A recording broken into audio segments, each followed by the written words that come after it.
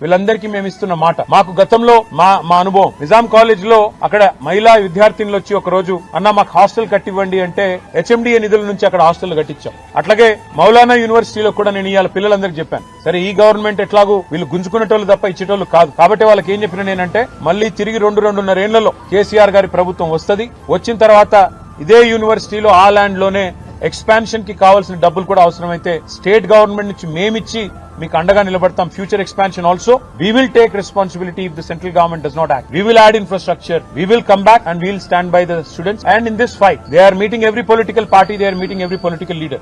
I wish them the best. We are with you. We'll raise our voice in all forums. We'll raise our voice in Rajya Sabha where we have representation. We'll also come with you to Delhi if need be. Delhi भी आएंगे और union government से भी सवाल करेंगे कि क्यों कर रहे हो आप ये लोग ये सब. तो इसीलिए मैं आपसे कहना चाहता हूँ, మీడియా కూడా నేను ధన్యవాదాలు చెప్తాను, ఎందుకంటే మీరు అందరూ కూడా ఇష్యూని సపోర్ట్ చేస్తా ఉన్నారు. సెంట్రల్ యూనివర్సిటీలో ఎట్లా అయితే ఈ ప్రభుత్వం భూములను గుంజుకునే ప్రయత్నం చేసిందో ఇక్కడ మౌలానా ఆజాద్ యూనివర్సిటీలో కూడా అదే రకంగా భూములను లాక్కునే ప్రయత్నం చేస్తున్నది. ఉన్న ఒకే ఒక్క ఉర్దూ స్టడీస్ కి సంబంధించిన యూనివర్సిటీ మీద ఈ రకంగా కన్నేయడం ప్రభుత్వానికి మంచిది కాదు.